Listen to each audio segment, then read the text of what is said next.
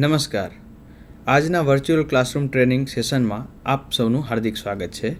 હું કેવલ પટેલ, ITI ગાંધીનગર.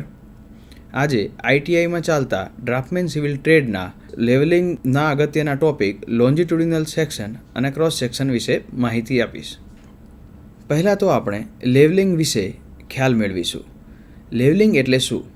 તો પૃથ્વીની સપાટી ઉપર આવેલા જુદા જુદા બિંદુઓની સાપેક્ષ ઊંચાઈ નક્કી કરવાની ક્રિયાને તલેક્ષણ અથવા લેવલિંગ કહેવામાં આવે છે. રસ્તા, નહેરો, પાઇપલાઇન, બંધ, ગટર જેવા અનેક ઇજનેરી કાર્યોની ડિઝાઇન કરવા માટે જમીન ઉપર આવેલા જુદા જુદા બિંદુઓ વચ્ચેની સાપેક્ષ ઊંચાઈ નક્કી કરવાની જરૂર પડે છે, જે લેવલિંગની મદદથી આપણે કરી શકીએ છીએ. હવે આપણે લેવલિંગની વિવિધ પદ્ધતિઓ વિશે જાણીશું. તેમાં પ્રથમ છે સિમ્પલ લેવલિંગ.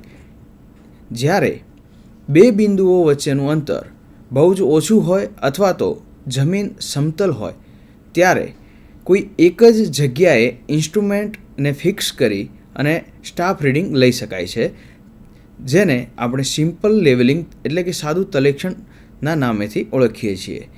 ત્યારબાદ છે ડિફરન્શિયલ લેવલિંગ, એટલે કે જ્યારે જમીન સમતલ નથી, એટલે કે કોઈ ડુંગરાળ પ્રદેશ છે જ્યાં બે બિંદુઓ વચ્ચેનું અંતર પણ વધારે છે અને કોઈ એક જ જગ્યાએથી લેવલિંગ સ્ટાફ પરની ઊંચાઈ એટલે કે લેવામાં આવતા રીડિંગ્સો જોઈ શકાતા નથી, ત્યારે ડિફરન્શિયલ લેવલિંગનો ઉપયોગ કરવામાં આવે છે.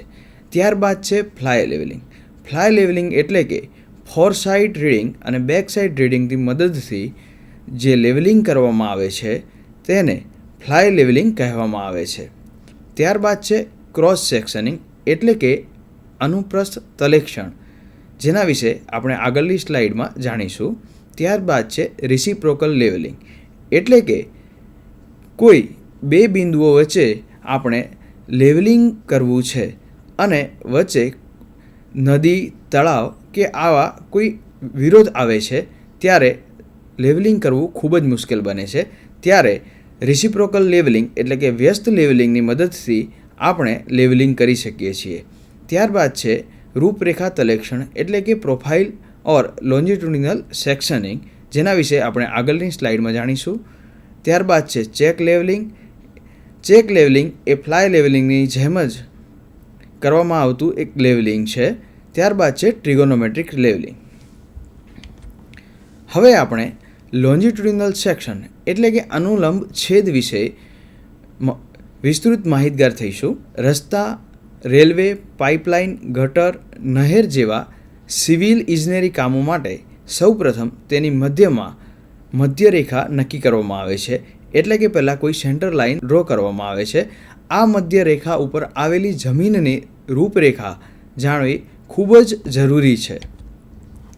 આ મધ્યરેખા ઉપર આવેલા બિંદુઓના RL એટલે કે રિડ્યુસ્ડ લેવલ નક્કી કરવા માટે જે લેવલિંગ કરવામાં આવે છે તેને રૂપરેખા તલેક્ષણ એટલે કે પ્રોફાઇલ લેવલિંગ અથવા તો લોન્જિટ્યુડિનલ સેક્શન કહેવામાં આવે છે, કારણ કે આ તલેક્ષણથી મધ્યરેખા ઉપર આવેલી જમીનની રૂપરેખાનો ખ્યાલ આવે છે. જેમ કે આપણે આ સ્લાઇડમાં જોયું કે લોન્જિટ્યુડિનલ સેક્શનિંગને બીજા પ્રોફાઇલ લેવલિંગના નામથી પણ ઓળખવામાં આવે છે. રૂપરેખા અને અનુપ્રસ્થ તલેક્ષણથી રસ્તા, રેલવે વગેરેના બાંધકામ માટે જરૂરી માટીકામ અથવા ખોદકામની રાશિ એટલે કે ક્વોન્ટિટી નક્કી કરી શકાય છે. પ્રથમ તો આપણે એક મધ્યરેખા ડ્રો કરવાની છે, ત્યારબાદ આ લેવલિંગ કરવાનું છે, જેની મદદથી તમારું કટિંગ અને ફિલિંગ એટલે કે કોઈ રોડ છે તો એમાં કેટલું ખોદાણ થાય છે અને કેટલી માટીની વધારે જરૂર પડવાની છે એની ક્વોન્ટિટી પણ આપણે નક્કી કરી શકીએ છીએ. આ તલેક્ષણમાં કેન્દ્ર રેખા સાથે સંખ્યાબંધ બિંદુઓની ઊંચાઈ અને તેની સાથેના તેમના અંતરનું અવલોકન કરવામાં આવે છે. મધ્યરેખા કેન્દ્રમાં ચાલતી એક સીધી રેખા હોઈ શકે છે અથવા દિશાના ફેરફાર અનુસાર અને વળાંક દ્વારા જોડાયેલ સીધી રેખાઓની શ્રેણીઓનો પણ સમાવેશ કરી શકે છે. એટલે કે વચ્ચે ચાલતી સેન્ટર લાઇન એ સ્ટ્રેટ હોય, પરંતુ જો વળાંક આવે તો એ વળાંક દ્વારા જોડાયેલ સીધી રેખાઓની શ્રેણી પણ બની શકે છે. સ્ટાફ રીડિંગ એકદમ નોંધપાત્ર બિંદુએ લેવામાં આવે છે જ્યાં જમીનની રૂપરેખા નોંધપાત્ર રીતે બદલાય છે, જેથી પ્રોફાઇલ શક્ય તેટલી કુદરતી રીતે મેળવી શકાય. સીપી એટલે કે ચેન્જ પોઈન્ટ એટલે કે જ્યારે ઇન્સ્ટ્રુમેન્ટને એક જગ્યાએથી બીજી જગ્યાએ ખસેડવામાં આવે છે તે પોઈન્ટ વિભાગની રેખા પર હોઈ શકે છે અથવા ન પણ હોઈ શકે. ત્યારબાદ સાધનને સ્થાનાંતરિત કરવામાં આવે છે અને નવી કમાન્ડિંગ સ્થિતિમાં સેટ કરવામાં આવે છે, એટલે કે ઇન્સ્ટ્રુમેન્ટને એક જગ્યાએથી બીજી જગ્યાએ લઈ જવામાં આવે છે અને ફરીથી રીડિંગ્સ લેવામાં આવે છે અને આ જ રીડિંગ્સને ફિલ્ડ બુકમાં નોંધવામાં આવે છે, એટલે કે દાખલ કરવામાં આવે છે. જો કાયમી બેન્ચમાર્ક એટલે કે પરમેનન્ટ બેન્ચમાર્ક સેક્શન લાઇનના અંતિમ સાંધા પાસે ઉપલબ્ધ હોય તો છેલ્લા સ્ટેશનથી ફ્લાય લેવલ ચલાવીને તેના પર કામ પૂર્ણ થઈ શકે છે. એટલે કે જો પરમેનન્ટ બેન્ચમાર્ક આપણા અંતિમ પોઈન્ટ પાસે જ નજદીક જ હોય તો ફ્લાય લેવલની મદદથી પણ આપણે આ કામ પૂર્ણ કરી શકીએ છીએ. ફિલ્ડ બુકમાં રીડિંગ્સ દાખલ કરતી વખતે રિમાર્ક્સ કોલમમાં નોંધાયેલ નદી, રોડ, રેલવે, નહેરો, ફૂટપાથ, ગટર જેવી મુખ્ય ટોપોગ્રાફિક સુવિધાઓ સાથે નોંધ કરવી ખૂબ જ જરૂરી છે, જેની મદદથી તમે એક નોંધપાત્ર અંતર મેળવી શકો છો. જેમ કે તમારો ફિલ્ડ બુક છે એની અંદર સાઈડના એક કોલમમાં તમે દર્શાવેલ છે કે આ બે રીડિંગ્સની વચ્ચે એટલે કે આ અંતરની વચ્ચે નદી પસાર થાય છે અથવા તો કોઈ નહેર પસાર થાય છે, જેની મદદથી કોઈ એક અલગ પોઈન્ટ ફિક્સ કરી શકાય, જેથી રીડિંગ્સ લેવામાં નોંધપાત્ર ફાયદો થાય છે. હવે અનુલંબ છેદ કરવાની રીત વિશે જાણીશું. તો પ્રથમ લેવલિંગ ઓપરેશન શરૂ કરતાં પહેલાં સેક્શનની લાઇન જમીન પર સેટ કરવામાં આવે છે અને સમાન અંતરાલ એટલે કે 10 મીટરથી 30 મીટર પર પેગ વડે માર્ક કરવામાં આવે છે. ત્યારબાદ લેવલિંગ કામગીરી હંમેશા બેન્ચમાર્કથી શરૂ થાય છે અને બેન્ચમાર્ક પર સમાપ્ત કરવામાં આવે છે. જો કાયમી બેન્ચમાર્ક સેક્શન લાઇનની નજીક ઉપલબ્ધ ના હોય તો સેક્શનની લાઇન નજીક બેન્ચમાર્ક સ્થાપિત કરવા માટે કોઈ કાયમી બેન્ચમાર્કથી ફ્લાઇંગ લેવલ ચલાવવાનું હોય છે. એટલે કે પરમેનન્ટ બેન્ચમાર્ક જો નજીક હોય તેનો ઉપયોગ કરી અને લેવલ કરવાનું હોય છે. ત્યારબાદ ઇન્સ્ટ્રુમેન્ટને એવી રીતે સેટ કરવામાં આવે છે કે શક્ય તેટલા સેક્શન પર પોઈન્ટને કમાન્ડ કરી શકાય, એટલે કે વધુમાં વધુ પોઈન્ટ્સ આપણે નોંધી શકાય. સ્ટાફ રીડિંગ્સ ઇચ્છિત નિયમિત અંતરાલો પર પહેલેથી જ નિશ્ચિત કરેલા પૃષ્ઠો પર લેવામાં આવે છે અને ઢાળના ફેરફારના નોંધપાત્ર બિંદુઓ પર પણ લેવામાં આવે છે. એટલે કે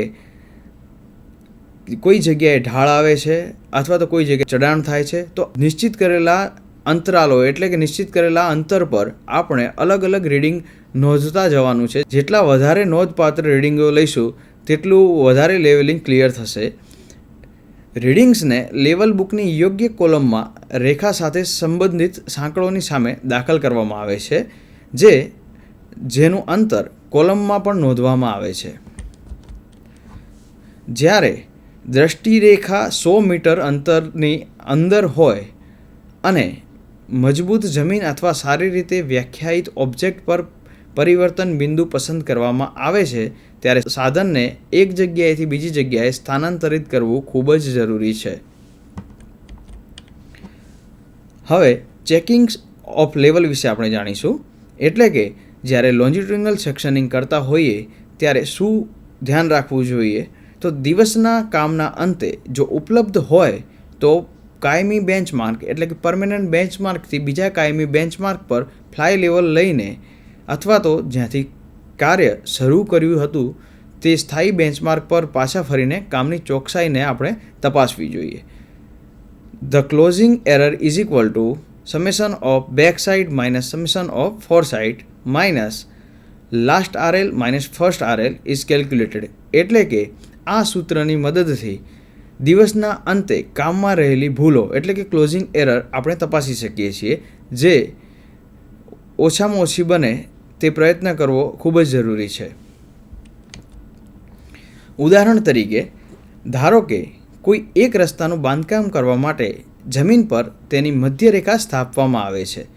ત્યારબાદ મધ્યરેખા ઉપર દર 20 મિનિટના અંતરે વાંચનાંકો લેવામાં આવે છે, જેની મદદથી લોન્જિટ્યુડિનલ સેક્શન દોરવામાં આવે છે. જેમ કે તમે આકૃતિમાં જોઈ શકો છો એ પ્રમાણે નીચે એક ડેટમ સરફેસ આપેલું છે. ડેટમ સરફેસની નજીક 50 મીટર લખેલું છે, જે આપણો RL પોઈન્ટ છે. ત્યાંથી 52.50 મીટર પર ફોર્મેશન લેવલ ફિક્સ કરવામાં આવેલ છે, એટલે કે ત્યાંથી એક ડોટેડ લાઇન દર્શાવવામાં આવેલ છે. હવે તમે આકૃતિમાં જોઈ શકો છો એ પ્રમાણે 0 metre, 20 metre, 40 metre, 60 metre, 80 metre એમ અલગ અલગ અંતરાલો ઉપર પોઈન્ટ ફિક્સ કરેલા છે. ત્યારબાદ ઉપર જ્યાં ગ્રાઉન્ડ લેવલ લખેલું છે ત્યાં આગળ માપ લખેલા છે કે 53 મીટર્સ, 53.50 મીટર્સ. એ બિંદુઓને અલગ અલગ જગ્યાએ નોટ ડાઉન કરવાના છે. એટલે કે જ્યારે આપણે લેવલિંગ કરતા જઈએ છીએ ત્યારે ક્રમશઃ દરેક બિંદુએ એક પોઈન્ટ માર્ક કરવાનો છે. જેમ કે પ્રથમ 53 મીટરના અંતરાલ ઉપર ફોર્મેશન લેવલ ઉપર એક પોઈન્ટ ફિક્સ કરેલો છે.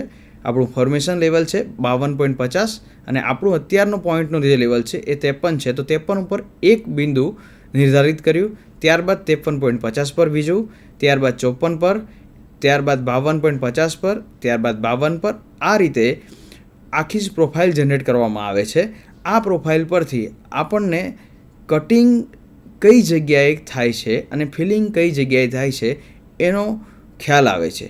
જેમ કે અહીંયા આગળ જે હેચ કરેલો ભાગ છે, જે ક્રોસ લાઇન કરેલો ભાગ છે એ આપણને કટિંગ દર્શાવે છે. એટલે કે જ્યારે રોડનું લેવલ કરતા હતા ત્યારે એટલો ભાગ ચઢાણમાં એટલે કે ઊંચો હતો. જ્યારે રોડ બનાવવાનું કામગીરી શરૂ છે ત્યારે એ ભાગને આપણને કટ કરવો પડશે અને જ્યાં આગળ ફિલિંગ બતાવેલું છે એટલે કે લેવલ બતાવેલા છે ત્યાં આગળ એ ભાગને પુરાણ કરવો પડશે. આ રીતે લોન્જિટ્યુડિનલ સેક્શન કરવાથી આપણને માટીની જરૂરી જથ્થો પણ ખ્યાલ આવે છે અને કટિંગ અને ફિલિંગ વિશે પણ અગત્યની માહિતી આપણે મેળવી શકીએ છીએ. હવે આપણે વાત કરીશું ક્રોસ સેક્શનિંગની, એટલે કે અનુપ્રસ્થ તલેક્ષણની. પ્રોફાઇલ લેવલિંગથી માત્ર મધ્યરેખા ઉપર આવેલા બિંદુઓના જ RL મળે છે, એટલે કે રિડ્યુસ્ડ લેવલ મળે છે. પરંતુ મધ્યરેખાને બંને બાજુએ આવેલી જમીનની સ્થલાકૃતિ જાણી શકાતી નથી, એટલે કે જમીનની પ્રોફાઇલ જાણી શકાતી નથી.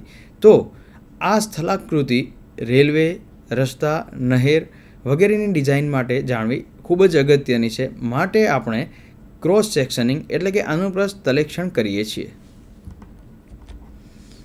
અનુપ્રસ્થ તલેક્ષણ કરવા માટે મુખ્ય રેખાને કાટખૂણે બંને બાજુએ અમુક અંતર સુધી 5 થી 10 મીટરના અંતરે આવેલા સ્થાનો પર લેવલિંગ દંડ એટલે કે લેવલિંગ સ્ટાફ પર રીડિંગ લઈ બધાના RL નક્કી કરવામાં આવે છે. આમ કરતાં મધ્યરેખાને કાટખૂણે આવેલી જમીનની રૂપરેખા દોરી શકાય છે. રસ્તા માટે મધ્યરેખાથી ડાબી બાજુ તથા જમણી તરફ 20 થી 30 મીટર અને રેલવે માટે 200 થી 300 મીટર સુધી અલગ અલગ રીડિંગ્સ એટલે કે વાંચનાંક લેવામાં આવે છે. આને આડછેદ તરીકે ઓળખવામાં આવે છે. આ આડછેદ ઉપર 5 થી 10 મીટરના અંતરે આવેલા સ્થાનોના વાંચનાંક લેવામાં આવે છે. આ આડછેદો શંકુ, પ્રકાશીય ગુણ્યો, બોક્સ સેક્શન્ટ, થિયોડોલાઇટ જેવા કોણ માપક ઉપકરણો વડે રચવામાં આવે છે. અનુપ્રસ્થ તલેક્ષણનું આલેખન રૂપરેખા તલેક્ષણની માફક જ કરવામાં આવે છે. એટલે કે લોન્જિટ્યુડિનલ સેક્શનની જેમ જ અનુપ્રસ્થ તલેક્ષણનું પણ આલેખન કરવામાં આવે છે. તો આજના આ સેશનમાં તમને લોન્જિટ્યુડિનલ સેક્શનિંગ અને ક્રોસ સેક્શનિંગ વિશે વધારે પડતા માહિતગાર થયા હશો એવી આશા રાખું છું. આભાર.